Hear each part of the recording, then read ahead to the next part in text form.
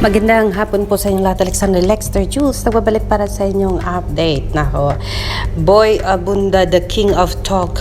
Sobrang dismayado umano ito kay Liza Soberano. Ang sabi, do not disregard your past. I'm not disgusted, yan ang sabi ni Sir Boy. I'm extremely disappointed with the vlog. You can proceed with your career, redirect your career. O diba? Pero sana you can journey in gratitude. Credit daw yan kay Boy Abunda, the king of talk. Sabi niya, hindi ako disgusted sa ginawa mo, pero extremely disappointed ako sa vlog mo. Pwede kang magpatuloy sa iyong journey, sa iyong career. I-redirect o ibahin mo ang landas mo sa karera mo. Pero sana, pwede ka bang mag-journey na may mapasalamat na puso with full of thankful heart. Yung ganon, ang sabi ni Mr.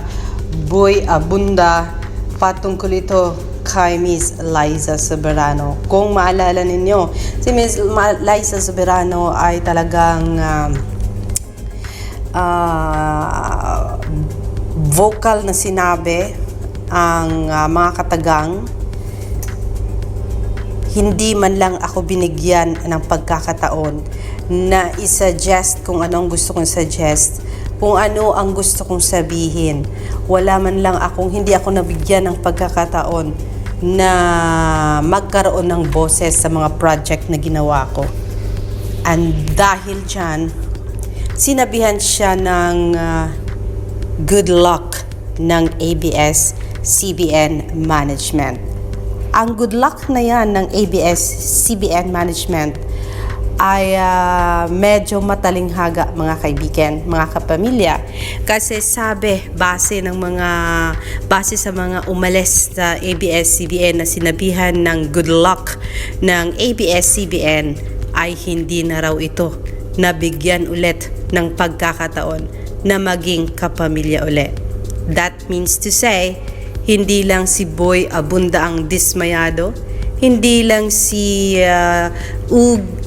Uji Diaz ang dismayado, hindi lang yung tatlong direktor na nag-unfollow sa kanya after marinig ang kanyang sinabi sa kanyang vlog. At ngayon ay talagang management mismo ang nagsabi ng good luck, pero ang pag-good luck na yon ay may ibig sabihin. Mga bagay na talagang ikinabahala ng ibang taga-subaybay ng aktres na si Liza Soberano, dahilan sa medyo nalagay ito sa alanganin ngayon kasi nga itong manager niya na actor din na si James Reid ay medyo hindi rin maganda ang takbo ng kanyang karera. Just imagine, James Reid planning to have a tour, world tour baka mo,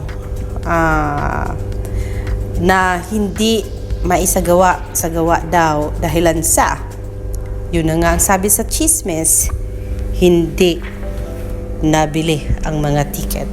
So yeah, dahil sa sinabi na yan ni Boy Abunda, ang sabi ni Cupcake, that Boy Abunda lost his credibility nung sumusuporta sa magnanakaw. Shut the fuck up. Ito naman nga, kinalaban si Boy Abunda. Siyempre, isa siguro ito sa mga followers ni Hope Soberano. Sabi naman ni Nicole, my princess, very well said, Tito Boy. Ayun, sang-ayon siya. Just truly sang-ayon naman si Just Friends. And, just stop you, Boy Abunda. Yun ang sabi ng isang maing. Pero, yes, mga kaibigan, nakita naman natin na umalis itong si Boy Abunda ng walang sakit ng loob sa ABS-CBN. So kaya siguro disappointed siya at dismayado siya dahilan nga sa malaking chaos na dala ng paggawa ni Liza Soberano ng isang commercial. Advokasya niya ay ang digital banking na Maya, na kung saan pininpoint dito nigyan ng emphasis ni Liza Soberano yung mga roles na hindi niya nagawa na gusto niyang gawin. So ayan po ang sinabi dito sa thread ni Kapamilya Online. Ayan po. And may say din si Uji Diaz, mga kaibigan. This morning ay nakuha natin yung clip ni Miss Uji Diaz about Liza Soberano. If you want to listen to it, heto po ang sinabi niya. Just a clip of what he said. Let's go. So yan po ang sinabi ng kanyang manager na si Uji Diaz. And talagang Uji Diaz nagsalita na about Liza Soberano's vlog. Ang sabi niya, anak, yung screen name na Liza Soberano mo na binigay sa'yo ni Tita Malu Santos ng Star Cinema, yan ang nagtaguyod sa'yo sa pamilya mo. Alamin kung ano pa ba ang sinabi ng isang manager, ex-manager ni Liza Soberano about Liza or Hope Soberano na nga ba ang pangalan niya as a new screen name under her new manager, James Reid. Let's go and hear from Miss Uji Diaz. Tumatak sa utak ng mga Pilipino. Yung sinabi mong I didn't choose the name Liza, it was chosen for me. Anak, yung screen name na Liza Soberano na ibinigay sa iyo ni Tita Malu Santos ng Star Cinema, yan ang nagtaguyod sa pamilya mo.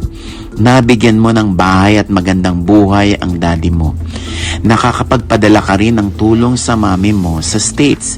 Naibili mo ng bahay sa Amerika ang lolo at lola mo na kumupkup sa inyo ng kapatid mo si Justin nung mga bata pa kayo sa Amerika. Lahat yan dahil sa'yo. Dahil sa pagiging Liza Soberano mo, anak. Mas issue siguro yung screen name kung hindi tumatak sa utak ng mga Pilipino. Kung hindi ka tinangkilik.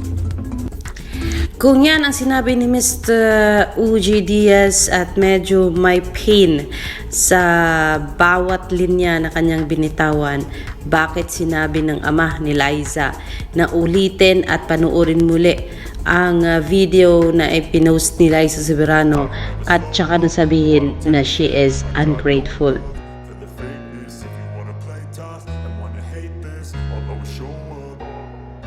I don't ever slow up, no I don't take shit. I got no love for the fakeness. If you wanna play tough and wanna hate this, I'll always show up and make a statement. I don't ever slow up, no I don't take shit. I got no love for the fakeness. If you wanna play tough and wanna hate this, I'll always show up and make a statement. Everything I do so instinctive and so passionate. Every word I move so descriptive like an adjective. I got a vendetta against people who patented being negative when you should be getting after it. I got facts over tracks, this and that. Spitting slow, spitting fast. I could roast, I could gas. Think I'm okay at last, but I don't know if that can erase all the past. And the pettiness, a reflection of the emptiness. Hilarious, you think you're worth my time, you're delirious. Mysterious, because you hide behind a fake exterior. Inferior, you know I'll always be a bit superior. Get off of me, this ain't no humble brag. I want you to hear words, you can say them back. I want you to feel free from the chains at last, and to believe in what you got, it was built to last, yeah. Now that I've been put through hell, I never got anyone's help. I had to do it all myself. I don't ever slow up, no I don't take shit. I got no love for the fakeness. If you wanna play tough and wanna hate this, I'll always show up and make a statement. I don't ever slow up, no I don't take shit. I got no love for the fakeness. If you wanna play tough and wanna hate this, I'll always show up and make a a statement. Gonna learn the consequence of being incompetent. Mental health is confidence, dreams into modestness. I'm not here to save the day, that's for you to take away. I could play a million mind games, but instead I say something not illogical, something that is topical. Rub it on and watch it go, make yourself unstoppable. Dreams are irresponsible, but they're always possible. If you just believe, you could be so remarkable. Thoughts in my head, a collage and they spread. I'll be great one day, going off of my meds. No, I'm not giving up, no, I'm not giving in. I will make it to the top, taking off in the wind. I gotta make it, I'm saving every day to taste it. I'm patient, but my mind, it can hardly take it. I'm chasing a dream that I've had for several ages of making